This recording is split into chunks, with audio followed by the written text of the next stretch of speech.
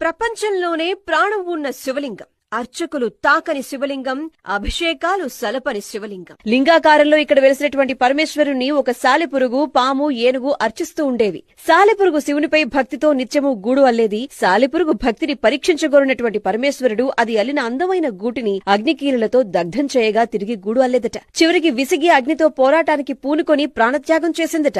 పరమేశ్వరుడు ఆ సాలెపురుగుకు మోక్షాన్ని ప్రసాదించారు. ఇక పాము నిత్యం మనులతో శివుని పూజిస్తూ ఉండగా ఏనుగొచ్చి ఆ మనులను తొలగించి నిత్యం జలంతో అభిషేకించి బిల్వపత్రాదులతో పూజించేదట. మర్నాడు అక్కడికొచ్చినటువంటి సర్పానికి పత్రాలు కనిపించేసరికి కారకులెవరో తెలుసుకుందామనుకుని ఉదయాన్నే పొంచి చూసి ఏనుగొచ్చేసరికి ఏనుగు తొండల్లో దూరి కుంభస్థలాన్ని చేరి పీడించేసరికి ఆ సర్పం పెట్టిన బాధకు తాళలేని ఏనుగు కొండకు కుంభస్థలాన్ని మోదుకుని మరణించిందట. కుంభస్థలంలో ఉన్నటువంటి సర్పరాజం కూడా అసువులు బాసింది. ఆ విధంగా 3 ప్రాణులు కూడా మోక్షాన్ని పొందుకున్నటువంటి అద్భుతమైన క్షేత్రమే శ్రీకాళహస్తి. ఈ శివలింగాన్ని ప్రాణంగల శివలింగంగా భక్తులు విశ్వసిస్తారు. ఆలయ గర్భగుడిలో ఉండే అన్ని దీపాలు నిశ్చలంగా ఉన్న శివలింగానికి ఎదురుగా ఉండే జ్యోతి మాత్రం ఎప్పుడూ రెపరెపలాడుతూ ఉంటుంది. వాయులింగంగా కొలువయ్యున్న స్వామివారి ఉచ్ఛ్వాస నిశ్వాసల గాలి కారణంగా దీపం ఎల్లప్పుడూ రెపరెపలాడుతుందని నమ్మకం. శ్రీకాళహస్తిలో శివలింగాన్ని మాత్రం అర్చకులతో సహా ఎవ్వరూ తాకరు. నవగ్రహ కవచంతో ఉండే ఈ శివలింగాన్ని ప్రతిరోజు పచ్చకర్పూరంతో అర్చకులు